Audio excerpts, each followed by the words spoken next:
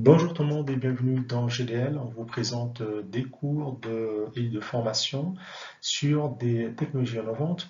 On va commencer par vous présenter une architecture basée sur .NET, donc présentée par Keith Xiaoui, moi en l'occurrence. On va commencer par une architecture, donc vous présenter quelques architectures qui euh, répondent bien aux best practices demandées et exigées aujourd'hui par le système d'information et par les entreprises. Et puis, on va vous présenter un exemple d'architecture, c'est ce qu'on appelle l'architecture oignon.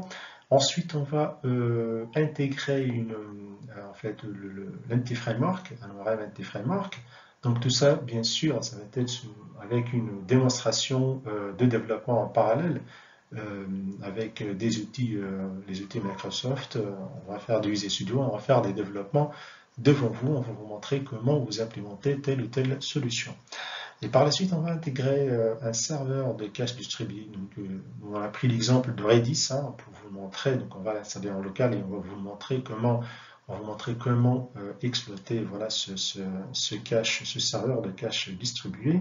Et puis, on va intégrer un serveur d'authentification. Pour nous, on va choisir une authentification à Microsoft tout court, donc MS Identity. Donc là, on va intégrer ici aussi JWT. Puis on va continuer, en fait, au final, on va finir par une intégration d'une API Gateway. Donc là, on va commencer par les procédures orientées, donc juste pour vous donner une idée sur l'historique, on va dire, des différentes approches au niveau des architectures. Au tout début, en fait, ça a commencé par des procédures, plutôt des architectures orientées procédures, puis après des archives orientées objets, puis après des composants. Donc, objets, on fait des échanges d'objets, components, donc on fait des échanges de composants, c'est qu'on développe des composants séparés, puis après on agrège ces composants, et puis l'architecture orientée service, c'est ce front de service qu'on viendra après. Donc là, c'est l'architecture multi-layers ou multicouche ou n-layers. Donc les nomenclatures changent, mais ça revient au même.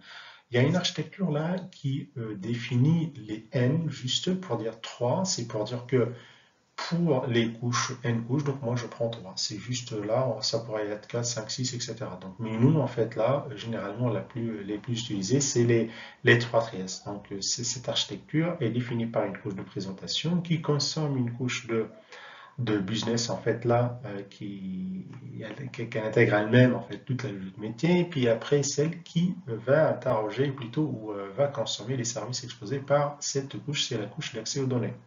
Donc là, c'est bien évidemment, c'est la source de données qui pourrait être du SQL, du NoSQL, donc SQL Server, MongoDB, Oracle, etc. Donc ça pourrait être aussi du Flatfile, ça pourrait être aussi n'importe quelle autre source de données. Une architecture en fait qui a fait vraiment la découverte, qui était très attendue et qui était à un moment donné la tendance au niveau des architectures, c'est aussi, ça reste un modèle de couche, modèle en couche, qui ressemble en fait juste au niveau forme et disposition à celle d'avant des architectures multicouches, mais qui vient bien sûr avec des nouveautés, avec des améliorations. Donc là, l'axe sur lequel on a beaucoup bossé et travaillé dans cette architecture, c'est le couplage qui est en fait, on va dire, un gain capital, euh, on va dire, assuré par cette architecture. C'est que ici, on commence par une architecture, une présentation, une couche de présentation, une couche de service, une couche de business et une couche d'accès aux données. Donc là, la couche de présentation, c'est l'interface utilisateur. Puis après, on a la couche WCF. Donc la couche WCF, par exemple, donc la couche WCF, par exemple, on pourrait avoir des échanges, ça repose toujours tout le temps sur les HTTP, mais ça pourrait permettre en fait un échange JSON ou un échange XML. Donc moi j'en ai utilisé, on va dire, ça existe d'ailleurs dans plus de 80% des usages avec des échanges XML. Surtout avec du .NET, donc c'était avec .NET Framework jusqu'à la version 4.8, donc on l'a toujours utilisé des échanges XML via du SOAP. En fait, on applique des SOAP sur le VCF et pas du Postman quand on applique notamment pour les échanges JSON et surtout pour les services REST et RESTful. Pour la couche business service, qui expose les services consommés par cette couche-là, et puis et vice versa aussi pareil pour la couche de data access. Donc à un moment donné, on a été donc on a voulu définir en fait l'affaiblissement du couplage qui était un obstacle et qui était en fait un problème majeur dans les précédentes architectures, c'est que l'échange est reposé sur des contrats de service entre ces couches-là, en échange via des contrats de service, c'est que cette couche, par exemple, ou cette couche, donc elle dépend elle dépend des contrats de service de cette couche. Elle ne dépendra pas fortement de cette couche, mais elle dépend uniquement du contrat de service pour cette couche. Elle dépend des interfaces, c'est-à-dire en fait, si on parle du sens propre, du sens du dev. Ces interfaces, donc, en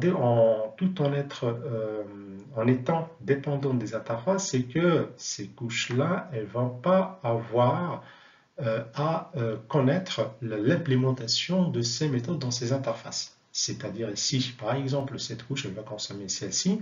Donc là, elle va avoir affaire à des interfaces dans lesquelles on définit le contrat de toutes les méthodes et les attributs utilisés dans cette couche-là. On les expose à cette couche qui va communiquer qu'avec des interfaces qui définira des méthodes et des services qui seront implémentés ici. C'est-à-dire, le jour au lendemain où on est obligé, par exemple, de changer d'implémentation de ces services, cette couche ne sera pas impactée.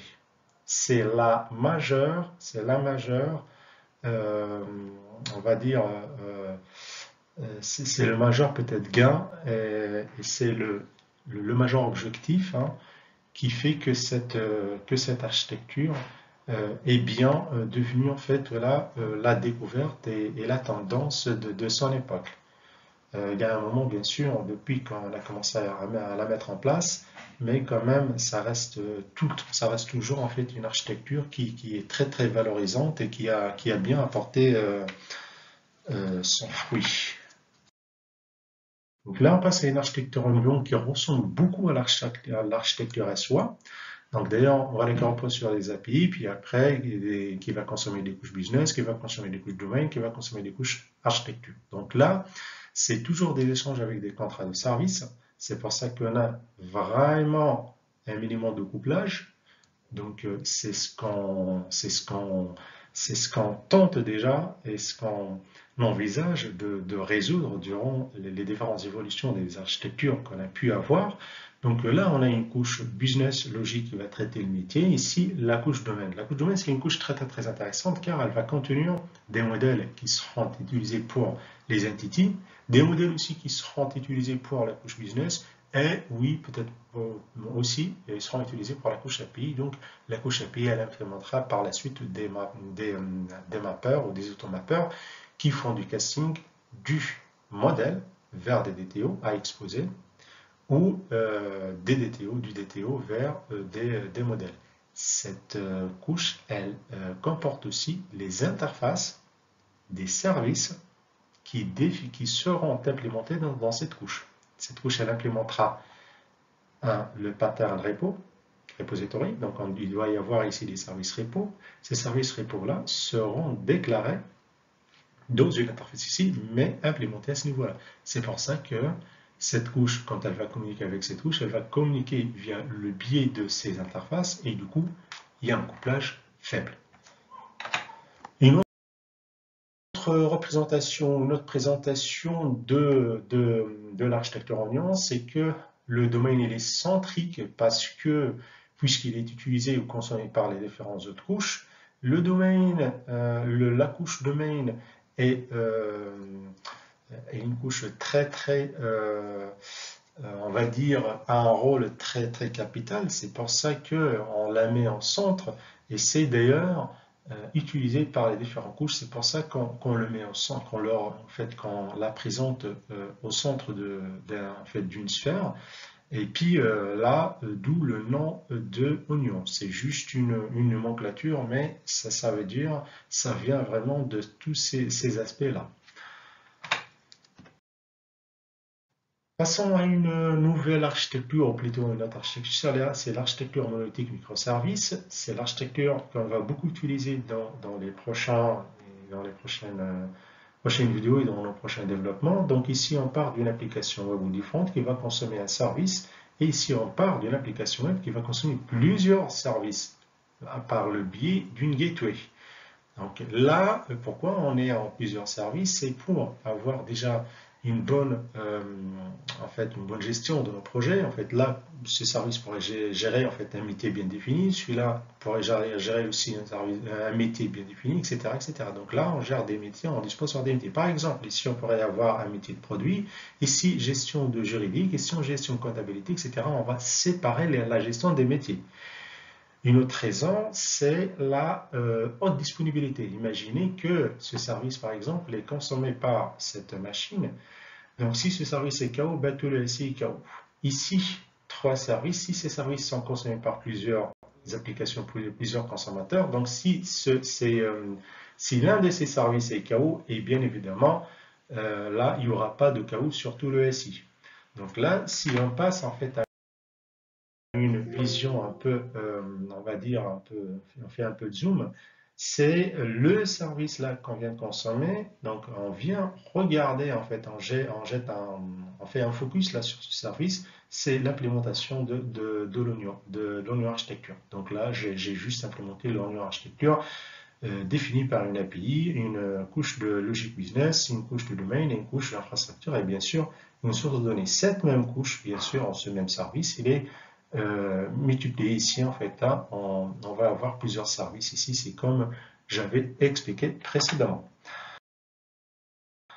Dans notre architecture, donc là, on va vous présenter l'architecture qui va servir pour nos prochaines vidéos. On a ici le front, ici le back. Le front va communiquer avec le back par le biais d'une API Gateway. Cette API Gateway qu'on appelle aussi la BFF, elle va recevoir des requêtes du front, les router vers les microservices. Ces microservices pourraient être du Identity Service, en fait c'est du Microsoft Identity par exemple, ça reste toujours un exemple, et ça on pourrait passer par d'autres serveurs d'authentification, exemple Keycloak. Ça pourrait aussi communiquer avec un microservice product là, qui va mettre en fait qui va communiquer lui-même avec un SQL Server ou avec aussi un Redis Cache. Il peut communiquer avec les deux en même temps. Bon, en même temps, donc on vous expliquera après quand on intégrera la partie Redis Cache. Et aussi, ça pourrait être un microservice qui va intégrer une base NoSQL MongoDB. Donc là, j'ai mis juste l'authentification, c'est qu'on pourrait passer par une authentification directe sans passer par API Gateway pour avoir l'authentification directement vers ou sur le Microsoft Identity. Sinon, on pourrait même faire tout en passant par l'API Gateway. Voilà. Donc tout ce schéma, toute cette architecture-là, c'est à mettre en place dans les vidéos à venir. J'espère que cette partie du cours vous sera utile. Je vous remercie de votre attention et aux prochaines vidéos. Merci.